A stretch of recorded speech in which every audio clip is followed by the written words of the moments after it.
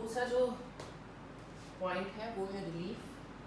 Relief में धरातल कैसा है, ढलान कैसी है, जितनी ज़्यादा स्टीप स्लोप होगी, ढालू होगी, तीव्र ढलान होगी, उतनी मिट्टियाँ अच्छी नहीं बनेंगी। जितनी जेंटल स्लोप होगी, जिसका आपके पास एग्जांपल है, हिमालयाज़ में अच्छी मिट्टी नहीं बनती है, मिलती है, लेकिन प्लेन एरियाज़ में क्योंकि वो जेंटल है वहाँ पर बहुत अच्छे से रिलीफ है। जो प्लेन एरिया है वहाँ पर मिट्टी बहुत थिक और बहुत ही फर्टाइल मिलती है। फिर आपका तीसरा आता है जिसका नाम है climate. Climate is the most important factor. Climate decide करेगा आपकी मिट्टी कितनी रिच होगी, कितनी फर्टाइल होगी, ख़ास तौर पर क्योंकि आपकी क्लाइमेट है वो उसके सॉइल फॉर्मेशन में बहुत बड़ा रोल प्ले करती है। गर्म जलवायु है, बहुत ज़्यादा ठंडी जलवायु है, वो वेदरिंग में मदद करती हैं, जिससे कि मिट्टियाँ बनती हैं। वेदरिंग का मतलब होता है जब रॉक से टूट कर हम अपरदन करते हैं, बारिश उसमें रोल प्ले करती है, बर्फ़ उसमें रोल प्ले करती है।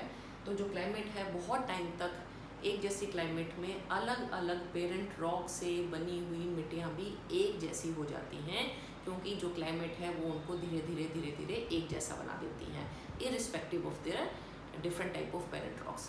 जो चौथा है उसका नाम है नेचुरल वेजिटेशन, जिसमें से मैंने आपको बताया ह्यूमस कि आपकी जिस जगह पर जैसी नेचुरल वेजिटेशन है वो भी मिट्टी के फॉर्मेशन को मदद करती है।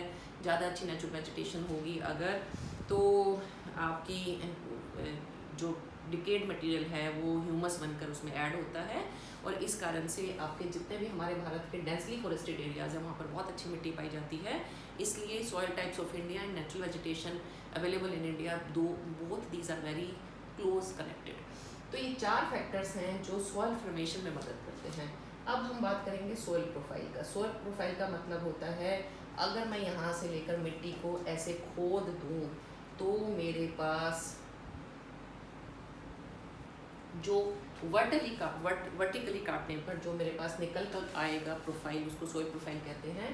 ए horizon, B horizon, C horizon और लास्ट में बेड रॉक्स होती है। ये वो चट्टानें जिनसे मिट्टी बनी है। ए में सारा आपको ह्यूमस मिलेगा, जीव जंतुओं के जो माइक्रो आपके ऑर्गेनिजम्स हैं, बैक्टीरियाज हैं, वो मिलेंगे। बी जो है वो इन दोनों के बीच का है, छोटा होता है, ये ट्रांजिशनल है, कहीं पर ए का ज़्यादा असर होता है, कहीं पर सी का। और जो सी है उसमें आपको लूज पेरेंट मटेरियल से वो टूट कर यहाँ से यहाँ पर ये सारी इससे मिट्टी बनती है, नीचे आपकी हार्ड रॉक आ जाती है।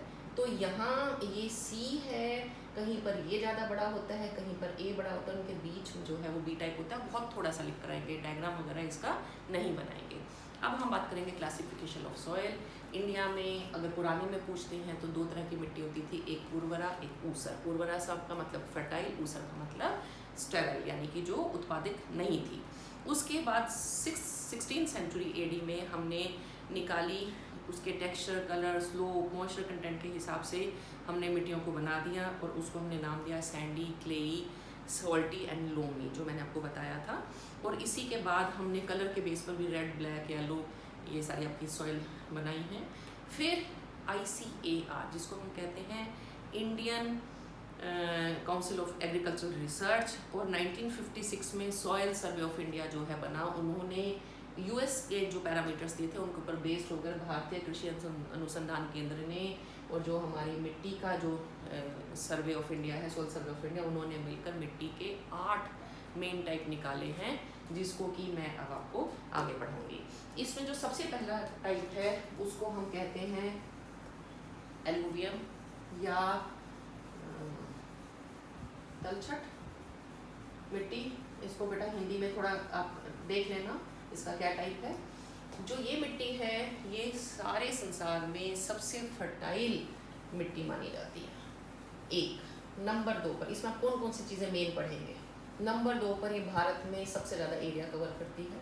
नंबर 3 पर ये अलग अलग तरह की है, जैसे ये मिलती है फ्लड प्लेन पर 1, कोस्टल्स पर 2, वैलीज़ में जितने भी आपकी वैली हैं 3, डेल्टाज में 4। तो ये इस तरह से आपको प्लेन एरियाज़ में, फ्लड प्लेन एरियाज़ में, वैलीज़ में, तो हम इसको डेल्टाइक एलुवियम कहते हैं, कोस्टल एलुवियम कहते हैं, वैली एलुवियम कहते हैं।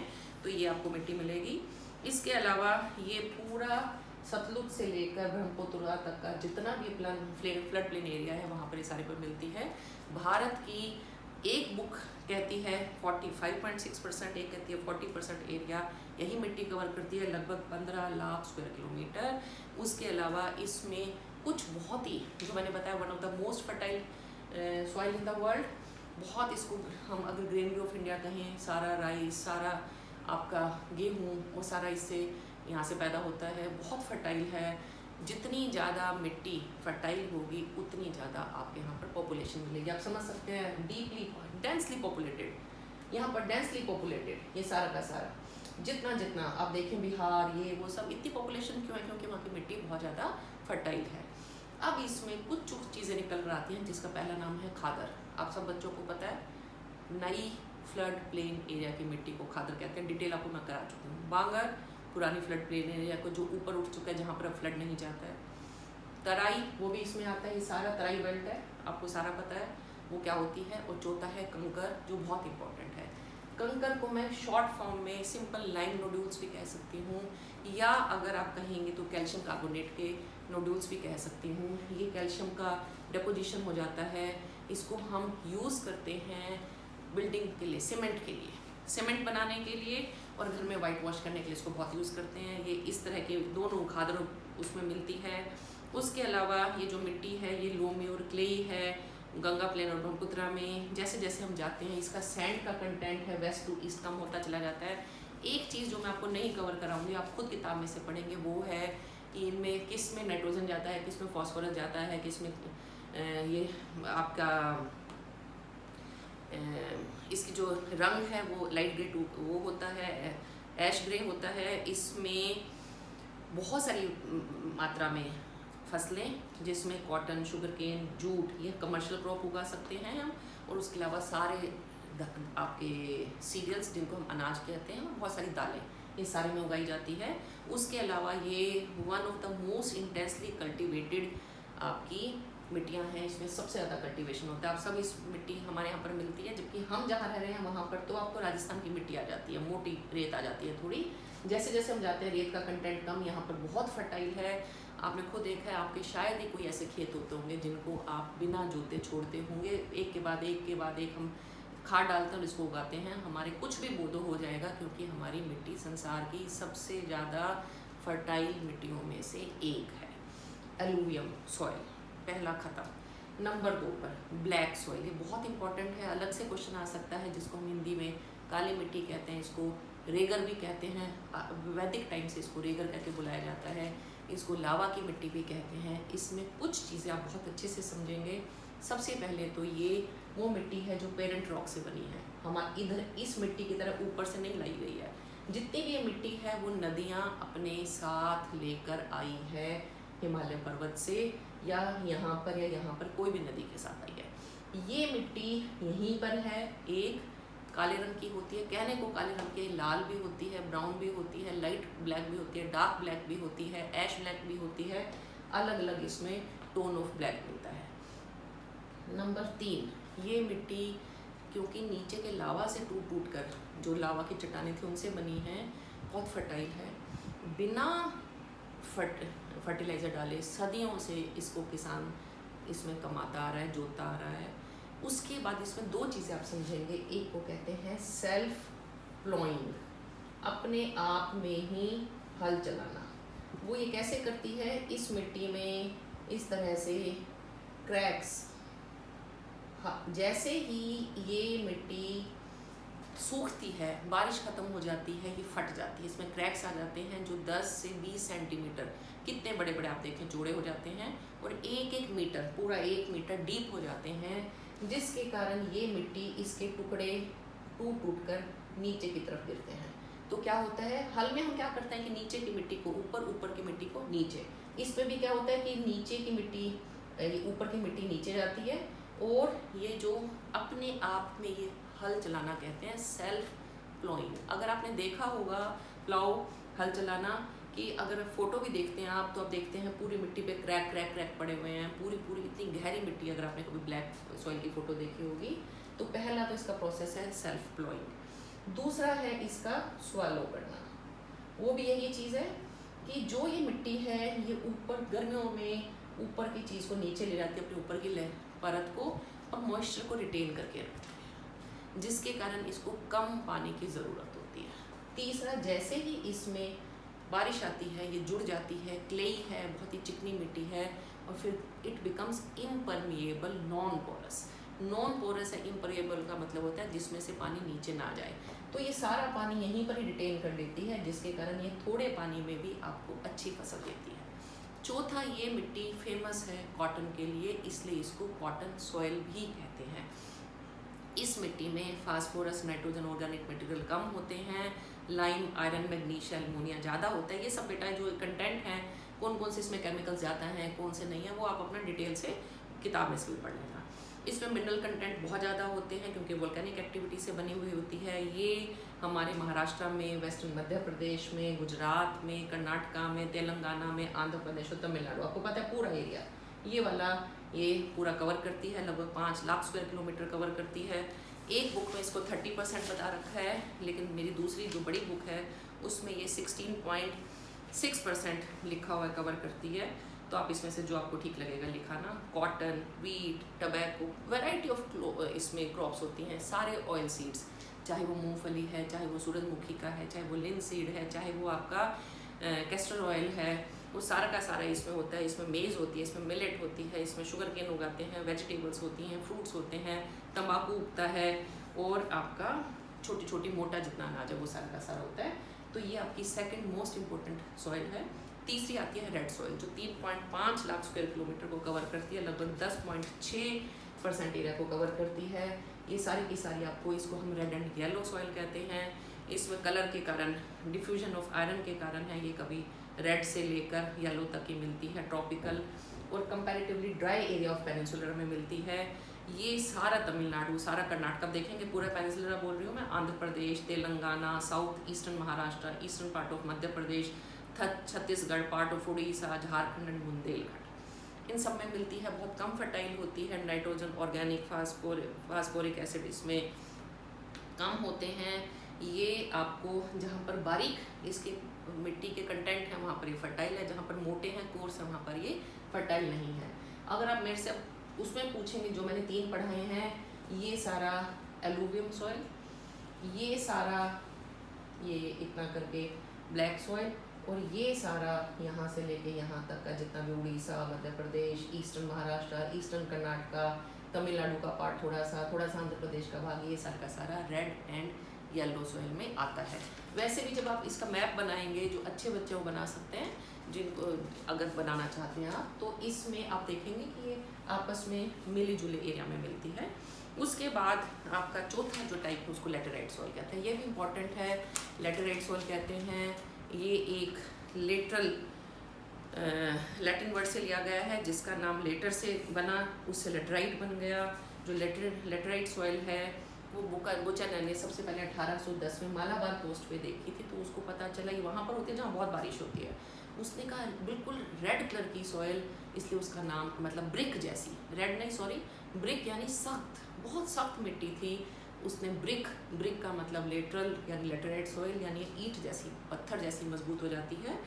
ये आपको ज़्यादातर सारे पठारों में और पहाड़ी, नीचे के पहाड़ी भागों में मिलती है। 1810 में इसको पहली बार देखा गया था। ये उन जगहों पर मिलती है जहाँ पर 200 सेंटीमीटर से ज़्यादा बारिश होती है। तो आप समझ सकते हैं ये सारी जगह, यहाँ पर ये जहाँ पर हिली एरिया है वहाँ पर आपको लेटेराइट सॉइल मिलेगी। इसकी एक बहुत इम्पॉर्टेंट चीज़ है जिसको कहते हैं लीचिंग।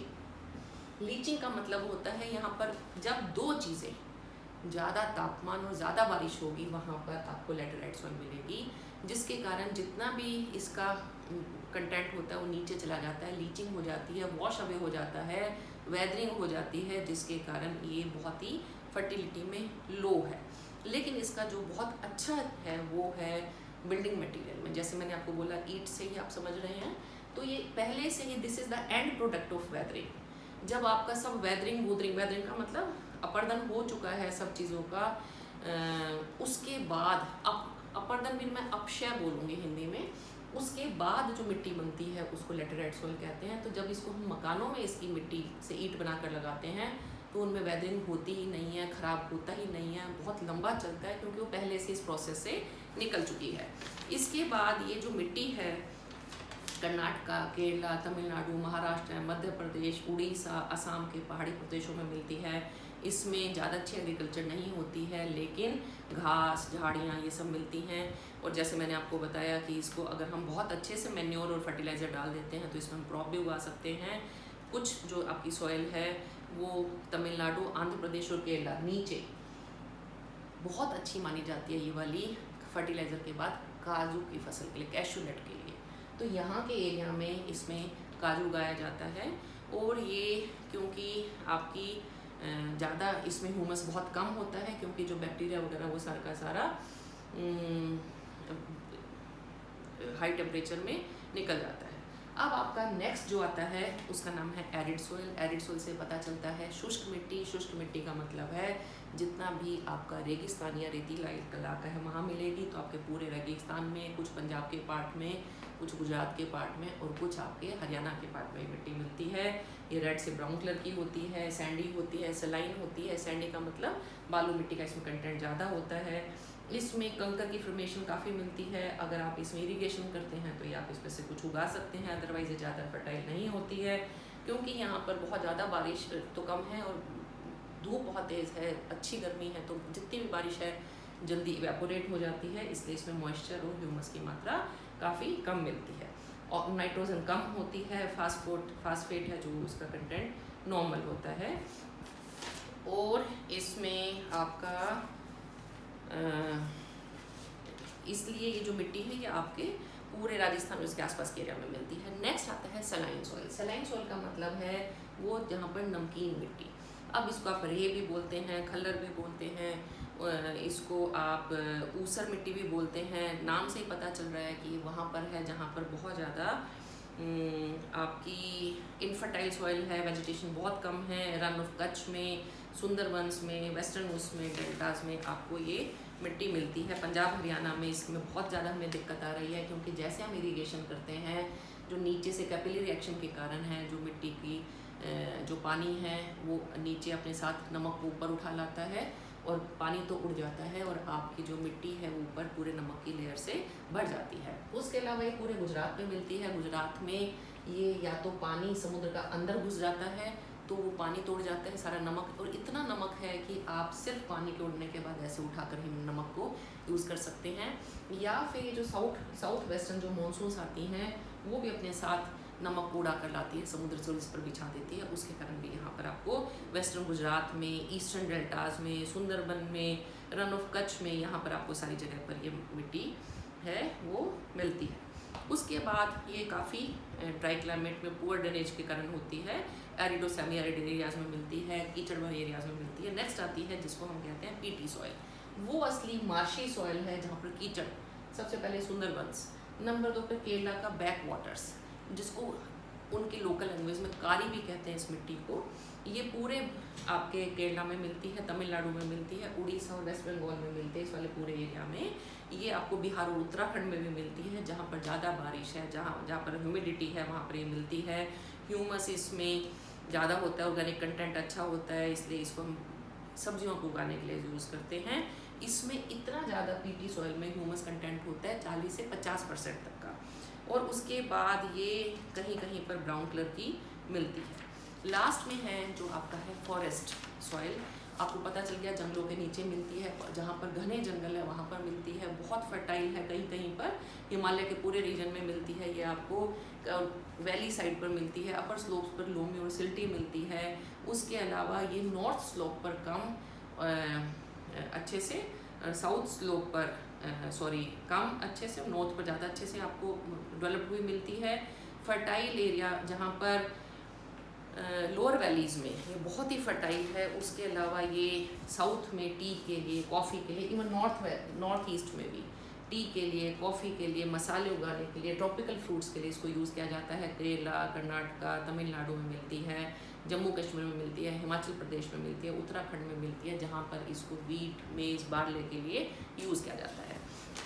तो ये आपका एक अगला पॉइंट खत्म हुआ है जो है सॉइल टाइप्स इन इंडिया, जो मेजर इसका कंटेंट बनाता है। तो अब तक पहले आप इंट्रोडक्शन देंगे, फिर मिट्टी को बनाने में कौन से 4 फैक्टर्स यूज़ होते हैं उनको बताएंगे, फिर आप सॉइल प्रोफाइल क्या होता है 1 लाइन 2 लाइन में उसको लिखेंगे, फिर आप भारत में मिलने वाली 8 तरह की मिट्टी को, जिसमें सबसे इम्पोर्टेंट एलुवियम सॉइल, नंबर 2 पर ब्लैक सॉइल, ये दोनों बहुत इंपॉर्टेंट है। तीसरी जो बड़ी क्षेत्र को कवर करती है वो रेड एंड सॉइल, और चौथी है लेटेराइट, जो फिर बहुत इंपॉर्टेंट है, जिसमें कई बार आपके आ जाता है लीचिंग के बारे में, हालांकि थोड़ा कम देते हैं वो, असली आपको ब्लैक सॉइल या एलुवियम के बारे में आता है। फिर आप बताएंगे पीटी सॉइल अलग है, सलाइन अलग है, आपकी एरिड अलग है, और लास्ट में फॉरेस्ट सॉइल है। तो ये 8 तरह की है।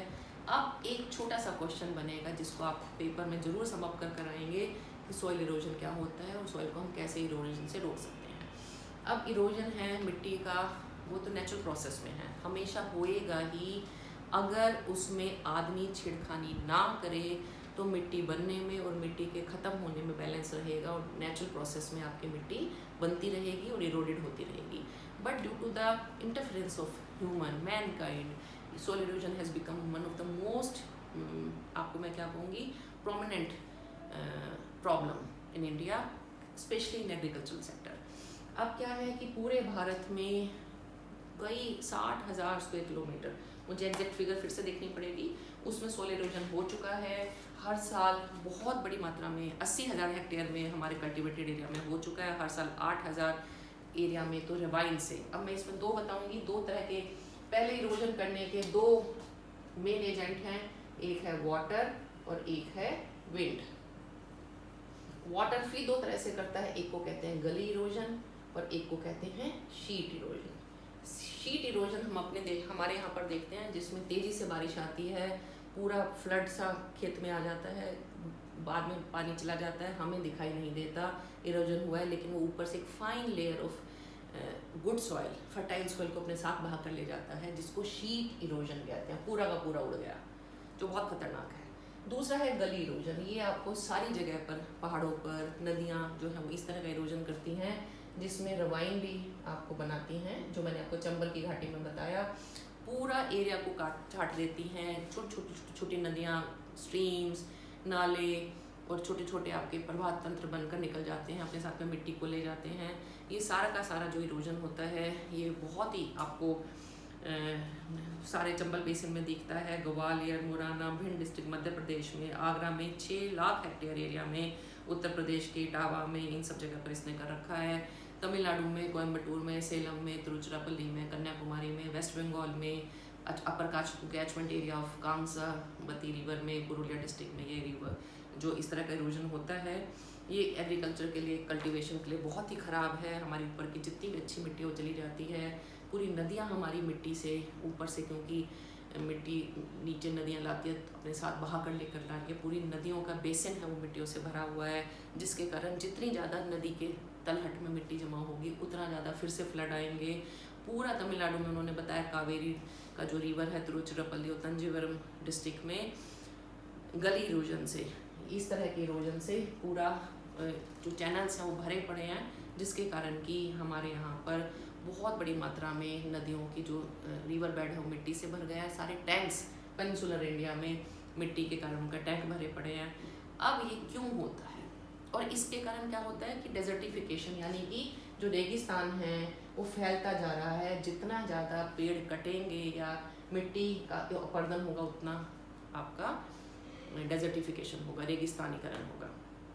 अब ये क्यों होता है वो आप सबको पता है, जिसका बहुत बड़ा एक फैक्टर है वो है डिफॉरेस्टेशन। जितना हम पेड़ों को काटेंगे या पूरे गंजे कर दें हमने हिमालयास, पूरा शिवालिक तो पेड़ों से विहीन ही हो चुका है, उतना नदियाँ तेज़ी से बिना रुकावट के आएंगी और मिट्टी को बहा कर लेकर आएंगी, तो सॉइल इरोजन भी करेंगी और फ्लड्स भी लाएंगी। नंबर 2 पर हमारी गलत तरीके के एग्रीकल्चर प्रैक्टिसेस, हम कैसे हल चला रहे हैं, किस स्लोप पर चला रहे हैं। अगर पहाड़ों पर ऐसे ही हल चलाओगे तो मिट्टी बहेगी, ऐसे ऐसे कॉन्टोर्स के हिसाब से चलाओगे तो मिट्टी नहीं बहेगी। आप किस तरह की फसल उगा रहे हैं, क्या आप वो फसल उगा रहे हैं जो पकड़ कर रखे मिट्टी को, या सिर्फ आप वो फसल उगा रहे हैं जो आपको पैसा दे दे लेकिन मिट्टी का इरोजन हो जाए। क्या आप किस तरह के केमिकल फर्टिलाइजर्स डाल रहे हैं, मिट्टी को ख़राब कितना कर रहे हैं, कितना स्टेराइल कर रहे हैं, इनफर्टाइल बना रहे हैं।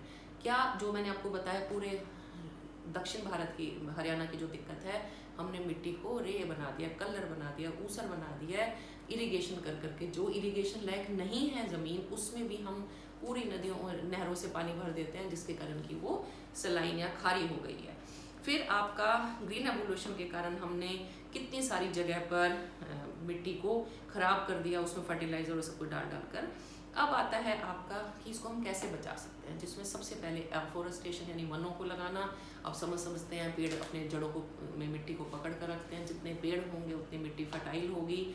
नंबर 2 पर आपके बांध बनाकर हम फ्लड्स को रोक सकते हैं। जितनी पहाड़ों से नदियाँ लाती हैं बांध के पास रोक देती हैं पानी को और मिट्टी बच जाती है, उसको एक तरीका है जो बहुत सक्सेसफुल नहीं है। तीसरा है ओवर ग्रेजिंग को रोकना। जब भी पशु चरेंगे चाहे पहाड़ों पर चाहे मैदानों में, उनके खुर और उनके मुंह से वो अपने साथ में बहुत मिट्टी का अपरदन करते हैं। और एक जगह पर पशु चरते हैं, बाहर दूसरे देशों में भी चरते हैं, लेकिन वहाँ पर डिसाइडेड है कि आप इतना ही चराएंगे, ओवर ग्रेजिंग नहीं करेंगे। फिर उस लैंड को छोड़कर दूसरी जगह चले जाएंगे, वहाँ पर मिट्टी को थोड़ा सांस लेने देंगे, फिर तीसरी जगह, फिर चौथी, फिर घूम कर आएंगे। लेकिन यहाँ पर क्योंकि जगह कम है, गरीबी है, नॉलेज नहीं है, तो ओवर ग्रेजिंग के कारण हम बहुत ख़राब करते हैं। और फिर आपकी चेंज ऑफ एग्रीकल्चर प्रैक्टिसेस जो मैंने आपको अभी बताया कि आप सही तरह से सही फसल उगाएंगे, सही इरीगेशन करेंगे, सही फर्टिलाइज़र डालेंगे, सही से हल चलाएंगे, पेड़ों के किनारे, खेतों के किनारों पर पेड़ लगा कर रखेंगे ताकि विंड से इरोजन ना हो, पेड़ों को साथ में लगा कर रखेंगे, मुंडेर बना कर रखेंगे ताकि आपकी जो शीट इरोजन है वो रुक जाए। तो ये आपके बहुत सारे प्रैक्टिसेस है जिसके कारण हम सॉइल इरोजन को रोक सकते हैं। तो ये आपका एक क्वेश्चन पूरा कवर हुआ जिसका नाम है सॉइल्स आ गया। तो उसमें आएगा सॉइल की फॉर्मेशन के कौन कौन से फैक्टर्स हैं, सॉइल कितनी तरह की है और सॉइल की क्या प्रॉब्लम्स हैं, इरोजन को, डिग्रेडेशन को कैसे रोका जा सकता है। Thank you.